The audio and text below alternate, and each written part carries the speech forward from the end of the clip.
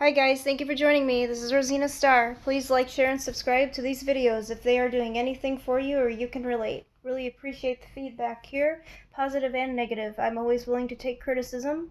I'm always wanting to improve, so I appreciate it. This video is called More Details About Toxic Parenting and what me and my older sister had to endure. My little sister, I don't know much about how she was raised except that she was babied with everything. Me and my older sister had to work so much harder for, whether it was approval, validation, attention, anything that mom, could give us to be a parent was very difficult to receive. So we flash back to how my mom made us feel growing up. Well, me anyway, I can only speak for myself. As a child, I felt neglected, ignored, like I wasn't wanted, I wasn't appreciated. Nothing I could ever do was enough, and I could never do it right the first time. If I was told to hurry up, it was never fast enough. If I was told to slow down, I was kind of like, why? Everything that my mom always had us do was fast, whether it's eat breakfast and get out the door. Sometimes we didn't even need to sit down.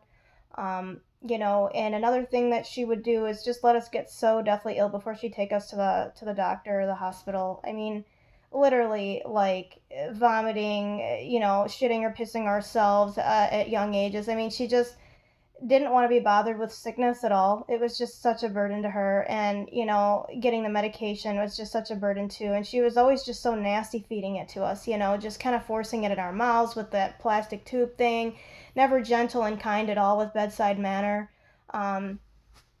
It just took time away from anything she wanted to do, along with, her money and endless spending that she had plans for that nobody really knew anything about. So, getting older, from childhood, she would dress us in Easter dresses for church only because it made her look good. We were raised Catholic, if I didn't tell you that, by the way. And my mother, was a diehard Catholic about all of her beliefs, or so she appeared to be up until about 5 years ago. She was raised Catholic and she raised us Catholic. We went to a private school originally. She wanted us to be a certain way. We attended Bible study on a regular basis. We had CCS, is it? Classes all the time. We had a lot of good stuff with private school, and I really was heartbroken that I didn't get a choice to really stay or go, and she never asked us about how we felt about anything. So as a child going through all these different experiences and not ever getting settled anywhere with a school or any friendships and having any kind of human connection, engaging anybody for very long, it was very lonely. I felt just so empty. I felt hollow. I felt hopeless. I felt helpless. And I felt like I was dumber than everybody else because it's almost like I was so anxiety ridden with being high on Ritalin and, my nervous system never being able to sleep really at night. I mean, it's like I could never just relax and I couldn't process information, or if I did, it was too fast. Or, and I noticed people in, public schools treat each other a lot differently. Like, there's not a lot of rules there. You can push, you can shove, you can swear. None of that was, in my private school. It was all just, stand up, say the Pledge of Allegiance every day. You have your work cut out for you. It was actually really enjoyable. It's just, we had to walk home from almost every school that we attended. My mom, no matter what age we were, she would just demand us to walk home. I mean, she, couldn't be bothered with our needs most of the time unless she had to be. So, if she'd take us out to eat, it would be like once a month, and she'd say, "You girls ready to go eat? Because I'm not going to take you out for another 2 or 3 months because this stuff's expensive." And then if we'd go to a buffet, she's stealing the food from the buffet and putting it in her purse on the way out. I mean, it was just embarrassing for her to, be with us there at the buffets or, anywhere else we would go. It's like she'd just have to take something to be a klepto. And that just kind of like showed who she was at home too, because she'd always accuse us of stealing her things, and it's because she was taking from us. Even the stuff we would buy as teenagers, she'd steal our perfume or our underwear even from Victoria's Secret, saying, "Oh, I thought it was mine." No, you didn't.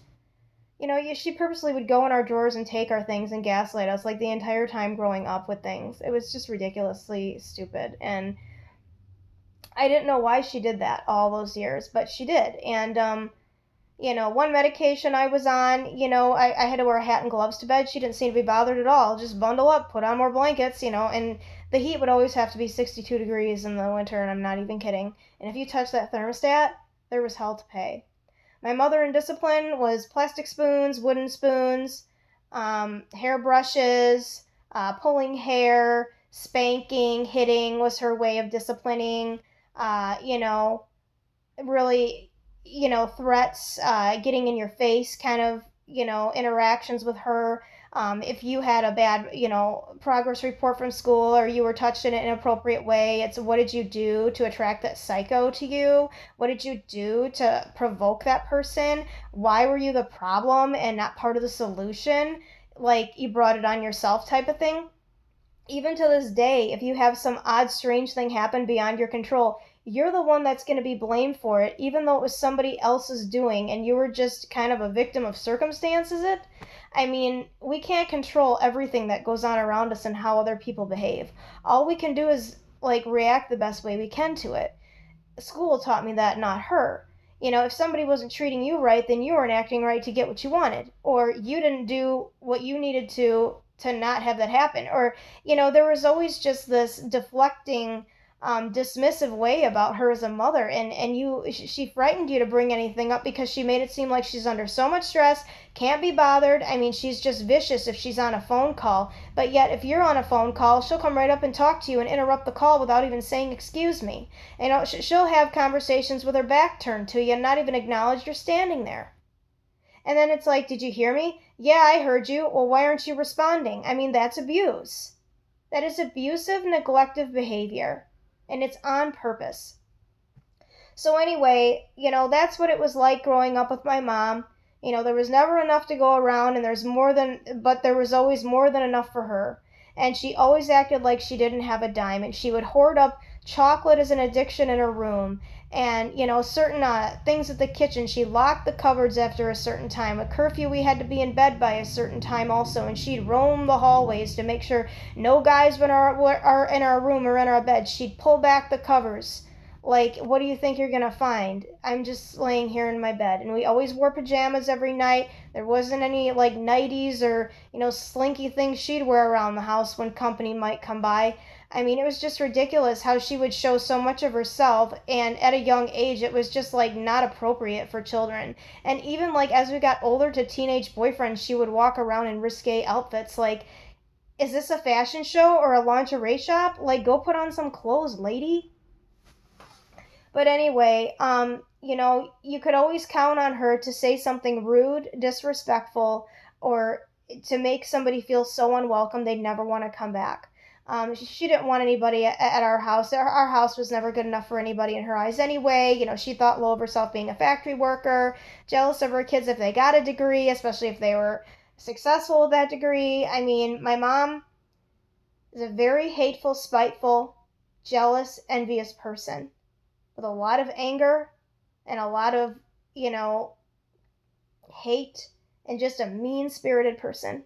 I just, and, like the whole world owes her something. Um, and she'll take any chance she gets to get one over on somebody and plan it out to her favor always, whether it's staying the night at her house or giving you a ride in her car. I mean, a ride in your car. She'll try to just take anything she can from you, a napkin, a pen, and then act like, oh, I don't know, I didn't see that there.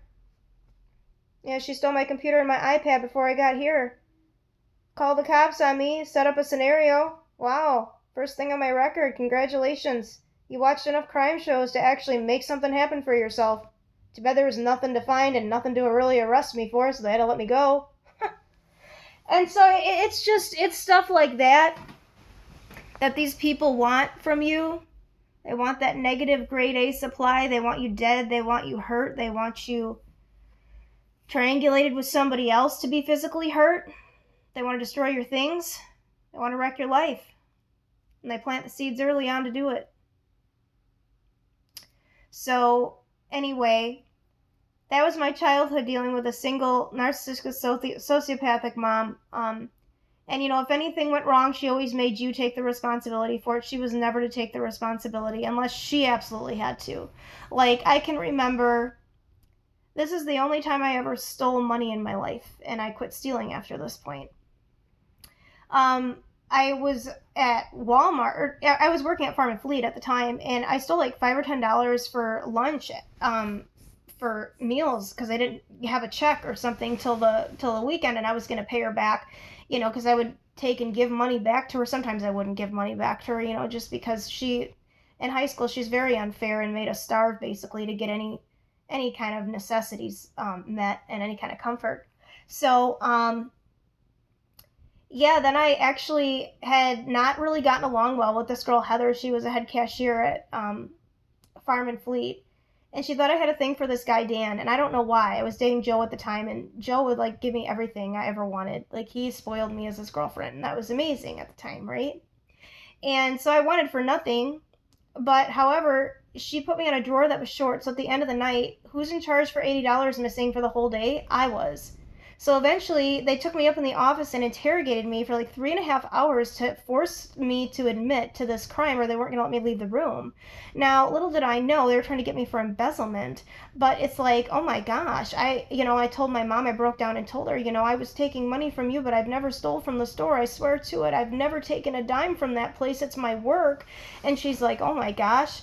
She goes, I'm going to have to get a lawyer, and I believe you. So she got those guys in trouble for, making me confess under a duress and, keeping me in a room an extended long period of time with no help, no kind of, person to reach out to at my age, 16, 17 years old. I didn't know. This had never happened to me before. And I was like, I don't, they couldn't even prove it with video camera. It's like they just wanted to blame it on somebody, and they chose me.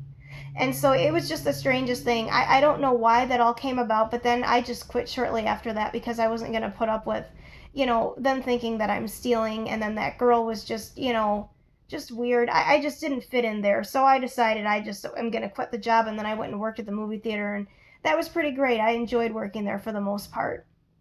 Um, but anyway, yeah, then I worked at the movie theater. That's when Joe started cheating on me. And then my boss sexually harassed me. His name was Tom. And I actually got transferred out to a different movie theater. So that was nice.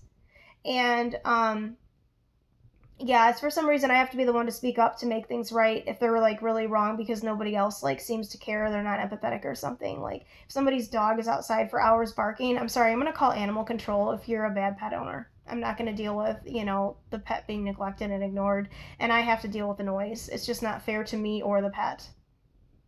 It's just ignorant. So anyway, childhood was not the best. We all made it through. I think my friendships made it fun with the girls I knew and the things I could do and places I could go, experiences I had. But other than that, being at home in the shelter, I guess, with my mom, you could call it, was just complete and utter misery. Just nothing there. So, anyway, just wanted to finish up to let you guys know more about my childhood and so you can understand more about where I'm coming from in my videos, and I will have a continuation sometime soon. Thanks for listening.